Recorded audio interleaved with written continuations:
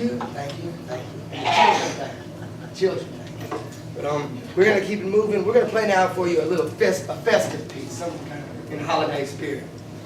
Let's do it. We wish you a Merry Christmas.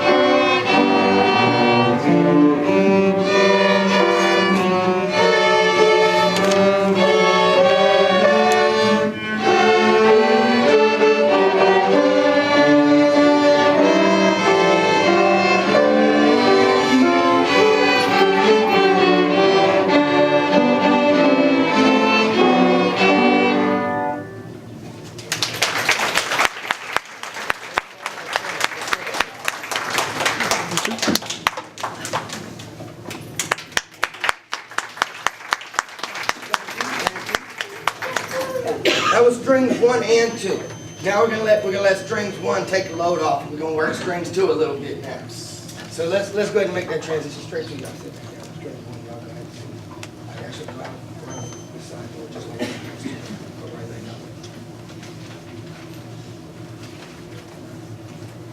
there. Well, while they're doing that, may I ask some questions? Yes, sir. Some of the people in this room are musically illiterate. Others of us have died off since you were here last year. And in the meantime, new ones have come in, and some of us older ones that are still here are suffering from Alzheimer's. So, that having been said, aren't you working on your master's degree? I should be. I'm sorry, doctor's degree. No. I'm actually still getting a BA. I'm a late bloomer. I'm a non-traditional student. I spent a few years out. As it turns out, I'm gonna get real personal with y'all. Let's get real personal. I feel comfortable being here a few times. Maybe I'll be here later. Now, wait a minute now, I'm not finished. You know what I'm saying? That to say, my dad played music when I got out of college, or when I got out of high school. I spent a lot of time playing with him, and I didn't initially pursue higher education. After I spent a little Since time you haven't gotten that far with your higher education, I guess if I offered you $11,000, you could not grow me a ponytail. No, but I'll sell you this one. Now look, this violin stuff. If you can play a violin, can you play a cello? Sure. You would understand the concepts of a cello. It's like a guitar player playing bass, or it's basically like someone who drives a car driving a motorcycle. You understand how it works, but you wouldn't necessarily be prepared to just jump on one and ride. You kind of have to still find your balance and find where everything works, even though you can understand the physics of it and the mechanics of it are pretty basic. Well, I mean, they transfer pretty directly to the mechanics themselves, but technique and posture and just comfort with the instrument still would take a great deal of effort.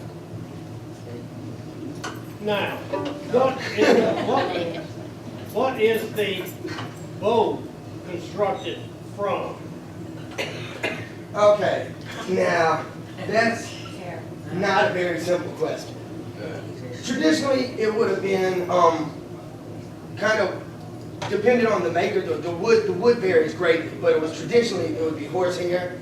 And then, but nowadays, it's most likely some kind of fiberglass or some kind of totally synthetic material. And they still, for the most part, make them out of wood, except that nowadays there's a trend in even going to composite bows that are made out of graphite or carbon fiber, things that they're using on cars and stuff. I got a bow that you can't break.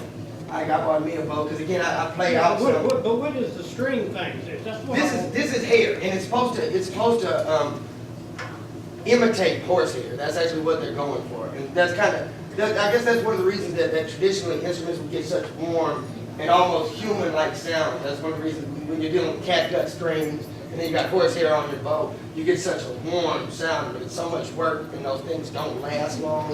When you're dealing with horsehair, it's brittle and it's coarse and it's expensive. And then catgut, or any kind of gut, not necessarily, but if you're dealing with gut strings, they also are expensive and they wear down fast. It's not like, they've got these synthetic materials nowadays that last forever. But you get a good old gut string and it sings like a bird for about 3 days. You know, you can't really use that nowadays. Hi, Joe. Any more questions?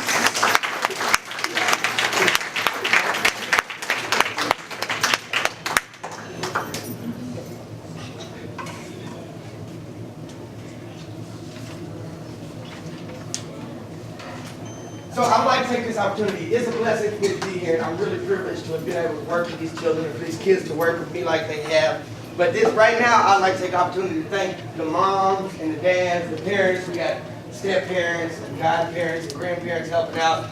And it's great for somebody like me that's a late bloomer college student that rarely has all his ducks in a row. I was lucky I had a comb this morning before I got here. But these ladies, especially help me, they keep me in line and they keep me with my music and they keep me with the kids, they keep me informed. So let's give a round of applause real quick to all of them.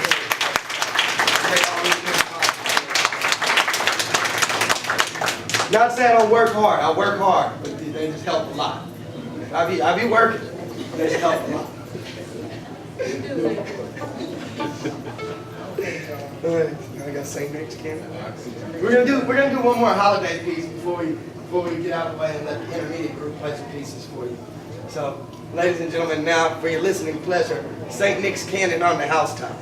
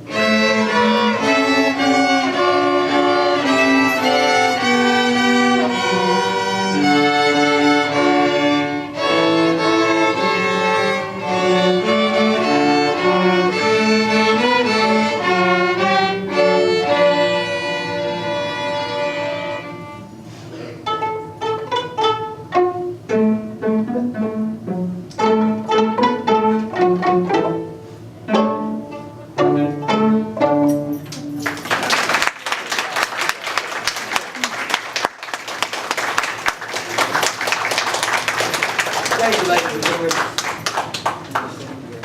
Now, you must have at least